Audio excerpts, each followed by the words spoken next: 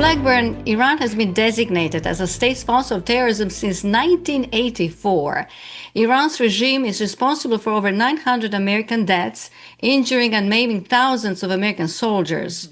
And they have continued to call for death of America and death of Israel.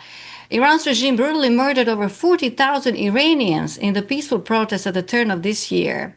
Senator Blackburn, with President Trump's leadership, we have clear objectives. Iran's nuclear enrichment, their ballistic missile development, and the support for terrorist groups in the region has to stop. What are your thoughts about the next steps and the timeline to secure these objectives? President Trump has been very clear. Iran can never have a nuclear weapon. And for the good and the safety of our children and grandchildren, we need to make certain Iran never has a nuclear weapon. The president has been very precise. Iran has to turn over all of this enriched uranium, and the International Atomic Energy Agency can receive that, but you've got to get it out of Iran. We cannot have Iran be a nuclear-powered Iran. And as you said, they are the world's largest state sponsor of terrorism.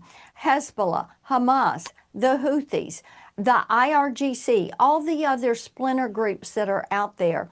Iran funds each of these. They put hundreds of millions of dollars every year into funding terrorism.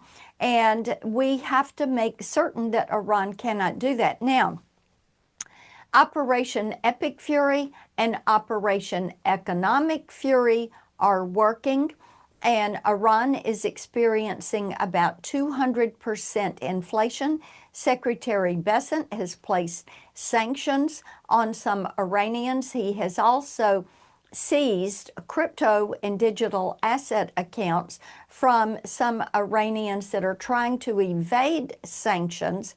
And we know that the U.S. is pushing to get the Strait of Hormuz opened so that we can get the price at the pump down. Everyone is ready to see inflation go back down. Of course, under Joe Biden, inflation was up to 9%, and it had come back down to about 3% with President Trump. It has ticked back up a little bit. We need to get that down. We need to focus on affordability. We need to get the price of gas down.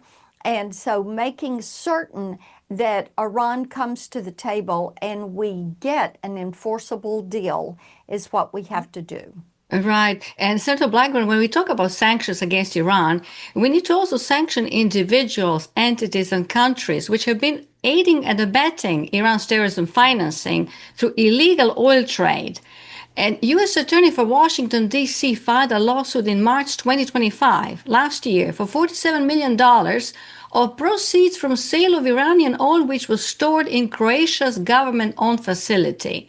The Department of Justice mentioned that proceeds benefited IRGC Quds Force.